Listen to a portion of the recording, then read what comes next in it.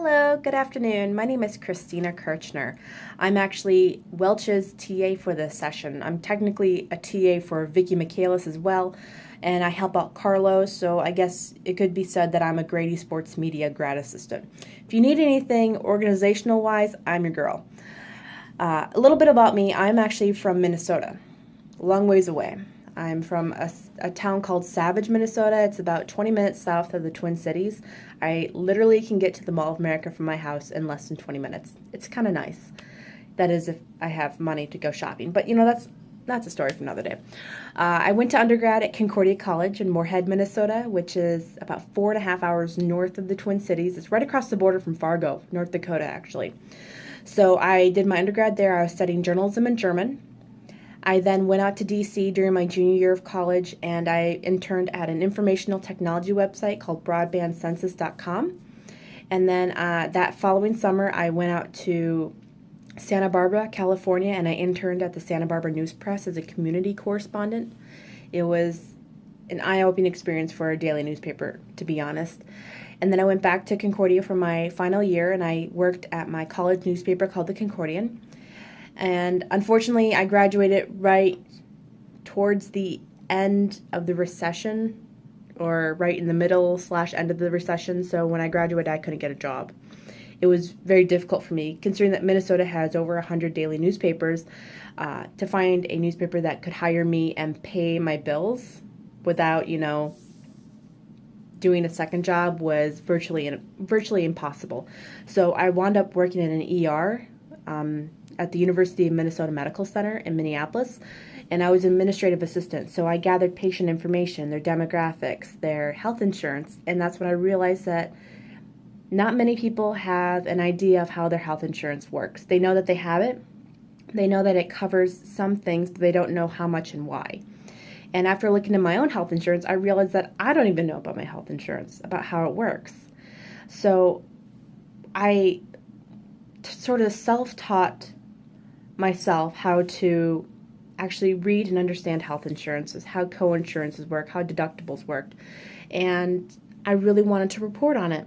So one day during one of my slow days in the ER, I did some just online searches of maybe educational programs, not necessarily master's or grad school or anything of that level, just educational programs to see what I can find about maybe getting some journalistic training on how to report on healthcare.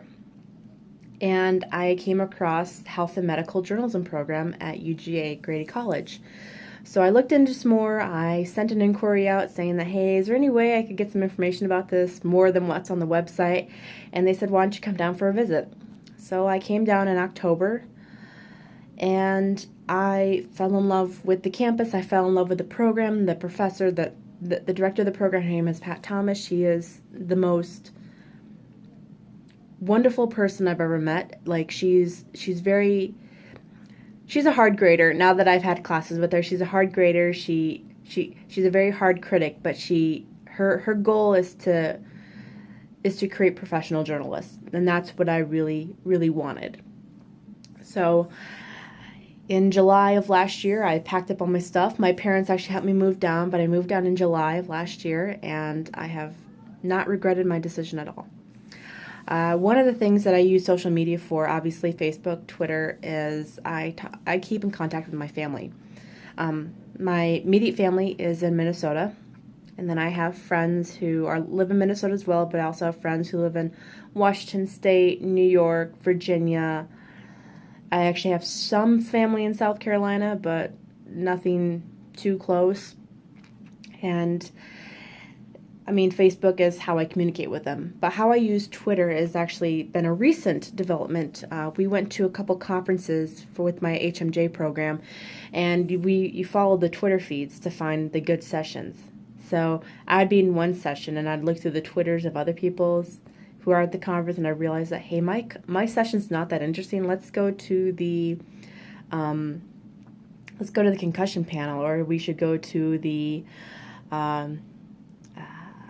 what was another one I went to? Or the photography panel or the visual panel. Like, we should do all that instead of this one. And so what you have to do is you have to follow the trends. You have to follow where the interesting topics are.